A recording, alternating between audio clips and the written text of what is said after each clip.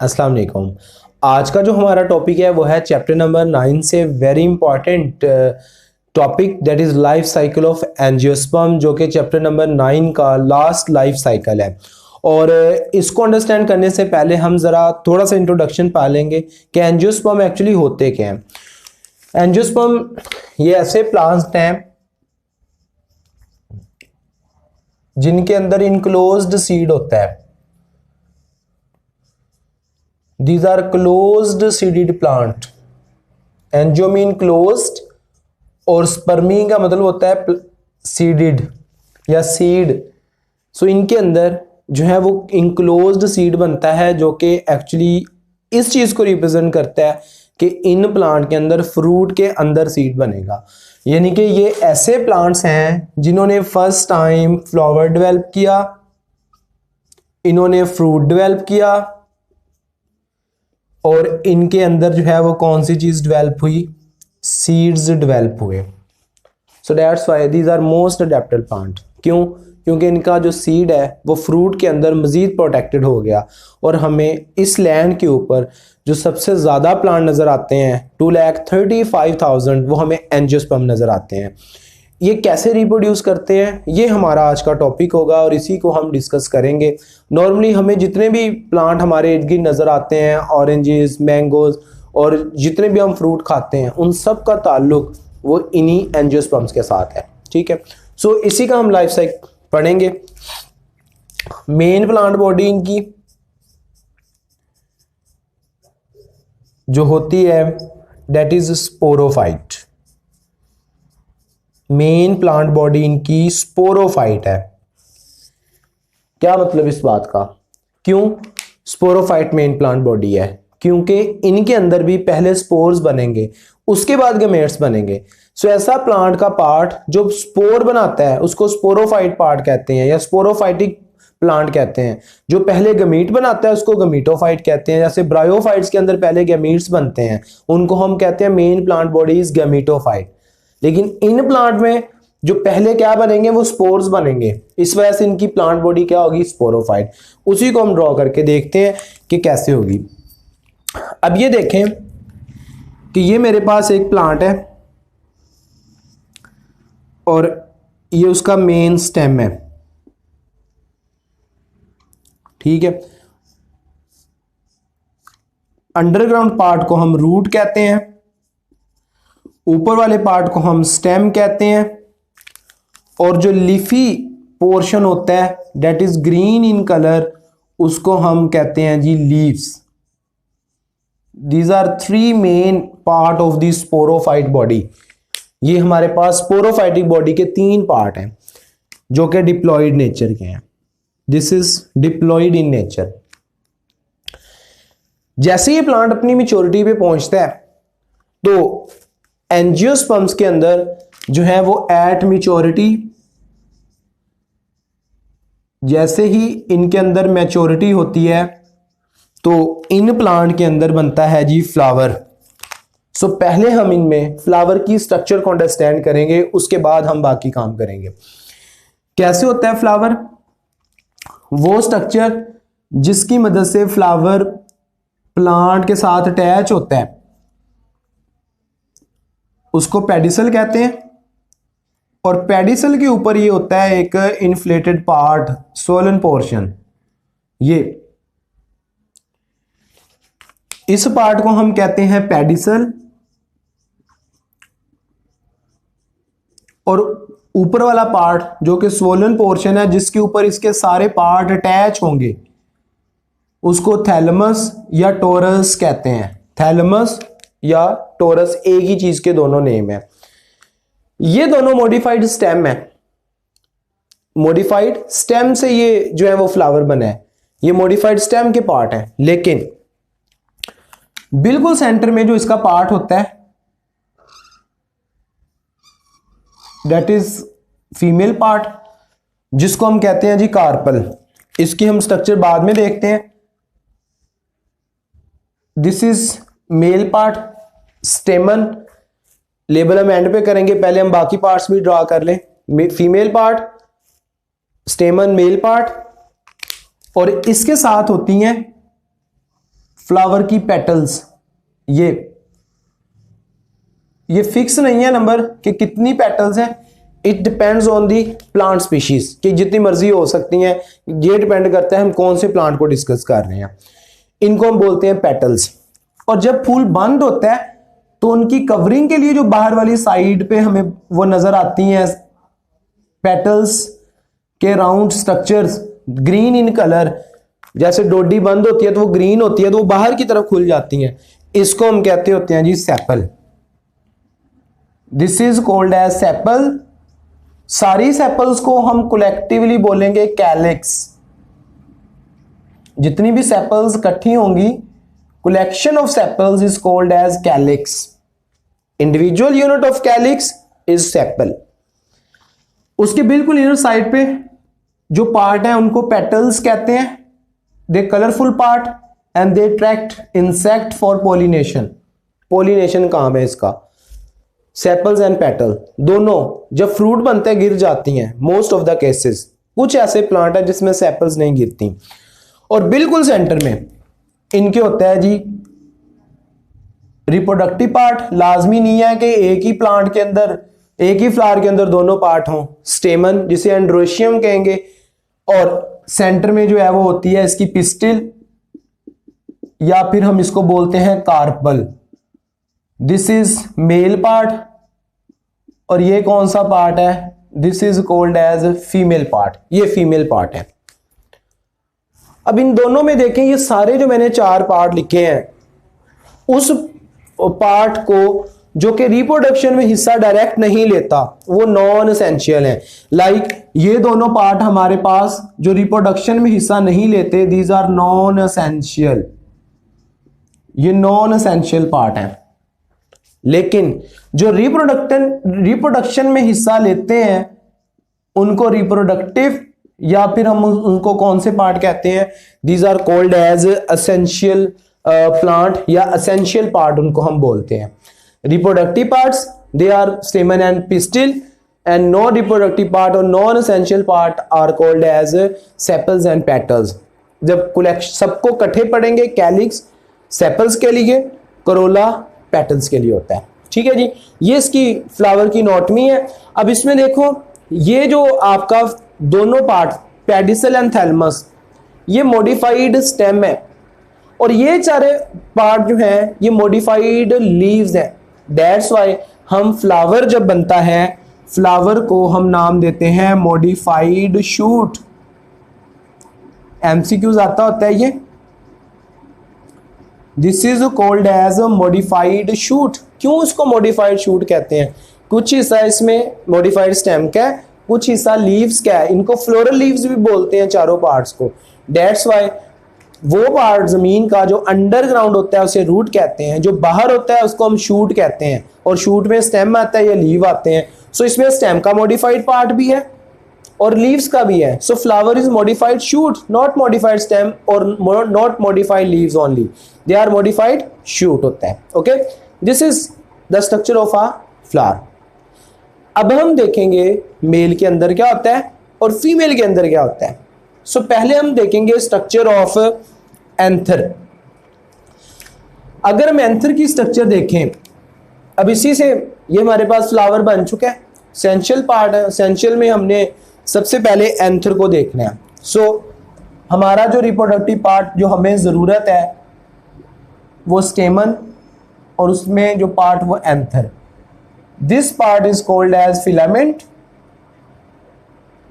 This is called as anther, और overall इसको androecium कहते हैं। एंड्रोमीन मेल होता है, शियम मीन हाउस, मेल हाउस, या इसको हम स्टेमन बोलते हैं, जिसके 2 पार्ट हैं, एंथर और दूसरा पार्ट है फिलामेंट। फिलामेंट की मदद से अटैच होता है थैलमस पे, और एंथर के अंदर जो है वो मियोसिस का प्रोसेस होगा तो स्पोर्स बनेंगे। अब इस एंथर के अंदर क्या होगा? एक स्पोर मदर सेल होता है, यहां पर माइक्रोस्पोर मदर सेल होता है, माइक्रोस्पोर मदर सेल। अभी सारी बॉडी डिप्लॉइड चलती आ रही है, कहीं मियोसिस नहीं हुई। जैसे ही इसके अंदर मियोसिस होती है एंथर के अंदर, जैसे ही मियोसिस का प्रोसेस होता है, सो मियोसिस के नतीजे में एंथर के अंदर जैसे ही मियोसिस का प्रोसेस हुआ तो यहां पर इस एंथर के अंदर हमारे पास 4 माइक्रोस्पोर बनेंगे। Which type of process? That is called as meiosis. और उसके नतीजे में यहां पर हमारे पास हेप्लॉइड स्पोर बनेंगे जिसको हम नाम देंगे माइक्रोस्पोर। उसका न्यूक्लियस हेप्लॉइड होगा, पहले डिप्लॉइड था जो माइक्रोस्पोर मदर सेल। ये ज्यादा होते हैं, हमारा कंसर्न एक पे चल रहा है क्योंकि हमने एक पे फोकस करना है। और इस माइक्रोस्पोर को जब after rupturing of anther during reproductive period, जब एंथर रप्चर हो जाता है तो ये जो हमारे पास स्ट्रक्चर बनेंगे जो एयर के जरिए ट्रेवल करते हैं, these structure are called as pollen grain. क्या नाम देते हैं जी? जब ये ट्रेवल करते हैं और रिलीज होते हैं, इन्हीं स्ट्रक्चर को हम बोलते हैं pollen grain. These are called as pollen grain. ऐसी स्ट्रक्चर जो मेल गैमेटोफाइट को कैरी करता है या जो माइक्रोस्पोर को कैरी करता है ड्यूरिंग पोलिनेशन, उसको हम पोलन ग्रेन कहते हैं। This is the male part, small in structure. Why small? Because it have to travel long distance, and light in weight because it have to travel long distance. That's why small होते हैं और ये जो है long distance cover कर सकते हैं। यहाँ पर मेल जो है वो रिप्रोडक्शन के लिए रेडी हो गया है। अब जैसे ये रिलीज होता है ना इसका न्यूक्लियस, अब मियोसिस सिर्फ एक बार होती है जब उन्होंने क्या करना होता है, क्रोमोसोम को हाफ करना होता है, हेप्लॉइड नंबर करना है, बस बाकी सारे काम जो है वो माइटोसिस ने करने हैं।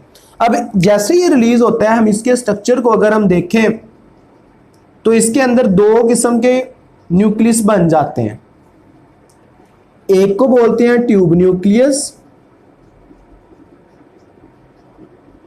और दूसरे को हम बोलते हैं जनरेटिव न्यूक्लियस, क्योंकि उनसे भी आगे न्यूक्लियस बनने हैं, उनसे आगे भी कोई स्ट्रक्चर बनना है। ये दोनों हेप्लॉइड हैं, ट्यूब भी और जनरेटिव न्यूक्लियस भी।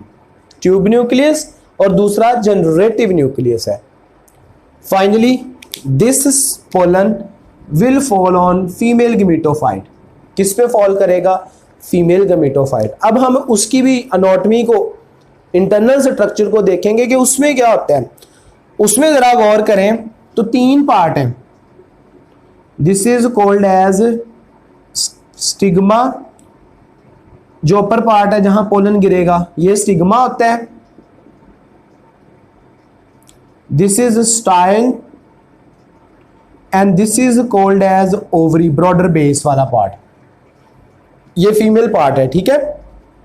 और इसके अंदर क्या होता है जी? ओव्यूल, नीचे से उसके सुराख होता है, बस एक माइक्रोपाइल कहते हैं जिसे। This is called as ovule, ठीक है। स्टिग्मा के ऊपर पोलन गिरता है आके, वो हम बाद में देखते हैं। अब इसमें कुछ चीज मैं आपको डायरेक्टली बताता हूं कि एक्चुअली कैसे सेल इसमें मौजूद होंगे। एक सेल होता है मेगास्पोर मदर सेल जो कि डिप्लॉइड है, मेगास्पोर मदर सेल, ठीक है, जो कि डिप्लॉइड है। इसके अंदर जो प्रोसेस होता है मैं जरा साइड पे करके बता रहा हूं कि इसमें देखें टोटल जैसे ही मियोसिस का प्रोसेस होगा, यहां भी मियोसिस होनी है। मियोसिस के प्रोसेस के नतीजे में टोटल यहां पर एक मियोसिस हुई, 4 मेगास्पोर सेल बनेंगे हेप्लॉइड। मेगास्पोर कितने बनते हैं जी? 4। उनमें होता है competition, because nature select that genotype which is best in environment in that condition. तीनों में, चारों में कंपटीशन होगा। जो बेस्ट जेनेटिक कॉम्बिनेशन वाला मेगास्पोर होगा ना, 3 उसमें से डिसइंटीग्रेट हो जाएंगे, ओके। और उसमें से जो बाकी बचेगा वो जस्ट 1 मेगास्पोर बाकी बचेगा जो हेप्लॉइड होगा। ये मैंने मेगास्पोर मदर सेल ही बनाया था क्योंकि हमने बुक के अकॉर्डिंगली चलना है, जो एफएससी में बना हुआ है, तो उसी के अकॉर्डिंगली हम इसको ड्रॉ करेंगे। और यहां पर जो बाकी ये मेगास्पोर बचा है, ये 3 माइटोसिस करवाता है। पहले 1 से 2 में डिवाइड होगा, 2 सेल बन गए हैप्लॉइड माइटोसिस से। 2 से कितने बनेंगे 4, और 4 से जो है वो फिर डिवीजन हुई तो कितने बन जाते हैं 8। 1 से 2 एक माइटोसिस, 2 से 4 दूसरी माइटोसिस, तीसरी से 4 से 8 बन जाते हैं। सारे हैप्लॉइड हैं, इनको हम बोलते हैं फीमेल गैमेटोफाइट। फिर इनकी होती है अरेंजमेंट। अब अरेंजमेंट कैसे होगी, मेगास्पोर मदर सेल क्योंकि बुक में नहीं है, समझाने के लिए मैंने ये एडिशनल आपको जो है वो समझा दिया कि एक्चुअली इसके अंदर प्रोसेस किस तरह होता है। 8 सेल अरेंजमेंट के लिहाज से आपने देखने हैं कि अरेंज किस तरह होते हैं। अब अरेंजमेंट उनकी देखिएगा, 3 सेल चले जाते हैं ऊपर, 1 2 3, ये उनका न्यूक्लियस है haploid. These are antipodal, haploid antipodal. और 2 सेल नीचे बिल्कुल बॉटम पर, और हैप्लॉइड है ये भी, सिनर्जिड्स बोलते हैं। और इनके ऊपर एक बड़े साइज का जो सेल है वो पड़ा होता है, this is called as egg. इसको हम एग बोलते हैं, सारा हैप्लॉइड है। और ये वाला न्यूक्लियस यहां पे जो 3 और 3 6 सेल हैप्लॉइड अरेंज हो गए, पीछे कितने रह गए 2, वो आपस में फ्यूज हो जाते हैं ऐसे। 2 न्यूक्लियस, टोटल सेल कितने फ्यूज, एक भी बना सकते हैं क्योंकि न्यूक्लियस नहीं अभी फ्यूज हुआ। 3 3 6 और एक 7, इनको एक ही हम कंसीडर करते हैं। ये 7 सेल स्टेज आ गई है, 8 2 फ्यूज हो गए, डिप्लॉइड हो गए। इसको हम बोलते हैं फ्यूजन न्यूक्लियस और फ्यूजन न्यूक्लियाई जो कि डिप्लॉइड है। ठीक है, 3 सेल ऊपर 3 नीचे, दरमियान वाला जो मोटा सेल है मैं इसको और बड़ा कर रहा हूं, बोल्ड कर रहा हूं, दिस इज कॉल्ड एग। ऊपर जो है वो एंटीपोडल, 2 सिनर्जिड, 8 सेल ऐसे अरेंज हो जाते हैं। इस स्टेज में फीमेल गैमेटोफाइट कहते हैं। This is the female gametophyte. Carpel के अंदर ये काम हो रहा है। इस पार्ट को हम क्या नाम देते हैं, पिस्टिल। और गाइनेशियम, गाइनो से फीमेल लेडी डॉक्टर को गाइनो कहते हैं ना, गाइनेशियम फीमेल हाउस। अब इसमें देखें, पोलन ग्रेन गिरा, ये उसके दोनों न्यूक्लियस पीछे बताए हुए हैं मैंने। जनरेटिव है ये कौन सा है जी, tube nucleus. It will start to germinate, क्या करने लग जाएगा, pollen grain start to germinate. ये ऐसे हमारे 8 सेल वैसे के वैसे पड़े हुए हैं, 3 ऊपर एंटीपोडल, 2 नीचे छोटे साइज के सिनर्जिड्स, सेंटर में जो बड़ा हैप्लॉइड सेल है वो एग जो फ्यूज हो चुके हैं और उसमें डबल न्यूक्लियस है, उसको हम क्या बोलते हैं, फ्यूजन न्यूक्लियस। पोलन ग्रेन से जो ये वाली ट्यूब न्यूक्लियस है, it will give rise to pollen tube. ठीक है, और फ्रंट पे कौन सा न्यूक्लियस होगा, ट्यूब न्यूक्लियस, और पीछे पीछे जो है वो जनरेटिव न्यूक्लियस मूव कर रहा होगा, इसको हम कहते हैं pollen tube. This was very important evolution in the history of seeded plant. ये अगर ना होता तो पोलन कभी ना पहुंच पाता मेल गमेट्स को लेकर टुवर्ड्स एग, क्योंकि वो पैक्ड स्ट्रक्चर था। इसलिए समझा जाता है evolution of pollen tube is actually evolution of seed. अब उसके बाद क्या होगा, ये पोलन ट्यूब बनी। जो जनरेटिव न्यूक्लियस है उसको इसी वजह से जनरेटिव कहा गया है क्योंकि उसमें पावर है to regenerate sperms. Again this is pollen tube, ये जर्मिनेट करती है ऐसे और नीचे से एंटर होती है इनटू दिस स्ट्रक्चर, माइक्रोपाइलैंड कहते हैं। ट्यूब न्यूक्लियस का यहां फंक्शन खत्म हो जाता है और जो फाइनली हमारे पास ये एंटीपोडल वैसे ही है, कुछ भी नहीं है, ये एंटीपोडल वैसे ही आपने साथ ड्रॉ करते जाना। सिनर्जिड, इनका फंक्शन अभी अननाउन है, जस्ट ये सपोर्ट करते हैं। और ये सेंटर में हमारे पास ट्यूब न्यूक्लियस या फ्यूजन न्यूक्लियस या एंडोस्पर्मिक न्यूक्लियस वैसे ही है। पोलिनेशन हुई। अब दोनों जो जनरेटिव न्यूक्लियस था, it will divide into 2 sperms. Generative nucleus एक था, अब उसमें माइटोसिस हो गई है, तो उससे जो है वो कौन सी चीज बन गई, स्पर्म्स। ये है मेल गेमेटोफाइट ओरिजिनल, जब इसमें स्पर्म बनते हैं। फीमेल गेमेटोफाइट क्या है, जिसमें एग बना पड़ा है सेंटर में, और ये फ्यूजन न्यूक्लियस है जो डिप्लॉइड है, बाकी सारे हैप्लॉइड स्ट्रक्चर हैं। फाइनली फर्टिलाइजेशन होगी। फर्टिलाइजेशन के नतीजे में क्या होगा कि यहां पर जो स्ट्रक्चर है, this will only ovary, ovary के अंदर क्या था जी, this is ovule, this is antipodal tricell, this is synergid. एक स्पर्म फर्टिलाइज करेगा इनमें से एग को,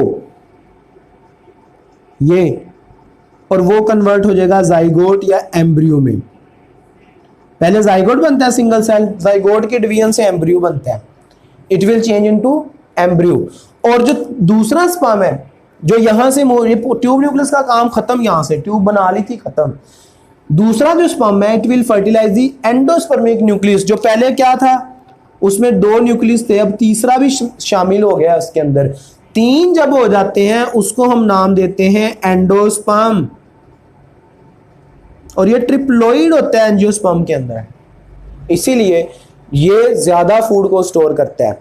ठीक है, ज्यादा फूड स्टोर करने की वजह से इनके सीड्स ज्यादा तेजी से ग्रो करते हैं, ज्यादा रेजिस्टेंस बर्दाश्त कर सकते हैं, एनवायरनमेंट के अगेंस्ट ज्यादा स्ट्रेस बर्दाश्त कर सकते हैं। That's why angiosperms are most successful plants. और जैसे ही ये आपका फर्टिलाइज्ड जो स्ट्रक्चर है उसको हम लगाते हैं, तो उसके नतीजे में हमारे पास जो बाहर वाला, ये ओवरी से हमने ओव्यूल पे रहना है। फर्टिलाइजेशन के बाद ओवरी फ्रूट बन जाती है, लेकिन जो ओव्यूल है उसके अंदर ये एम्ब्रियो, और बाकी जो है ये ट्रिप्लाइड एंडोस्पर्म, ये उसके अंदर क्या होता है, डिप्लॉइड एम्ब्रियो, और ये उसका seed coat. This is called as seed coat, this is called as embryo, and this triploid is called as endosperm, जो कि फूड स्टोर करवाता है। So fertilised ovule is called as, ये ओवरऑल क्या बन गया हमारे पास, सीड, जो कि फर्टिलाइज्ड ओव्यूल को कहते हैं। और जो ओवरी होती है, it will change into fruit, इसलिए फ्रूट के अंदर सीड होता है। जितने सीड होंगे उसमें, उस फ्लावर में उतने ही व्यूल होते हैं जितने फ्रूट में सीड होते हैं। So fertilised ovary is called fruit and fertilised ovule is called as seed. आपने वो सीड दोबारा लगाया, और जैसे ही आप सीड लगाते हो, we will get again the diploid sporophyte plant. So in this way these plant complete its life cycle. दोबारा से देखें, हमारे पास ये एक प्लांट था स्पोरोफाइट, यहाँ तक उसकी स्पोरोफाइट बॉडी से फ्लावर बना, फ्लावर के हमने पार्ट्स पढ़े, उसके बाद एंथर मेल पार्ट को डिस्कस किया, उसकी गमीटोफाइट रेडी हुई, पोलन ग्रेन बने, पोलन ग्रेन जो है वो ट्रेवल करते हुए कौन से प्रोसेस से, पोलिनेशन से वो आते हैं और जर्मिनेट करते हैं अपने पोलन ट्यूब को, 2 स्पर्म बनते हैं, दोनों स्पर्म एक एग को फर्टिलाइज करता है, एंडोस्पर्मिक न्यूक्लियस को, this is called double fertilization, और डबल फर्टिलाइजेशन के नतीजे में ट्रिप्लॉइड एंडोस्पर्म बना। दैट्स व्हाई इसकी वजह से, क्योंकि 2 स्पर्म ने फर्टिलाइज किया इसलिए डबल था, तो एक ने एग को, दूसरे ने पोलर न्यूक्लियस को, तो उसकी वजह से सीड ज्यादा स्टोर हुई और प्लांट जो अपना लाइफ साइकिल कंप्लीट कर लेता है। क्योंकि नया जो प्लांट बनेगा वो बॉडी स्पोरोफाइट होगी, क्योंकि पहले देखें क्या बना था, माइक्रोस्पोर, और इसके अंदर पहले क्या बना था, मेगास्पोर। सो ये है जी life cycle, this is only concept. अब जब आप पेपर में ड्रॉ करते हैं तो पेपर में जस्ट यही 4 पॉइंट उसने लिखे हुए हैं आपकी एफएससी बुक में, लेकिन ज़्यादा हमारे लिए इंपॉर्टेंट कॉन्सेप्ट होता है। अगर आप कॉन्सेप्ट वाइज याद रखेंगे तो ये टॉपिक आपके लिए कभी भी मुश्किल नहीं होगा। सो नेक्स्ट इंशाल्लाह हम टॉपिक पढ़ेंगे लाइफ साइकिल ऑफ एडिएंटम। अल्लाह हाफिज़।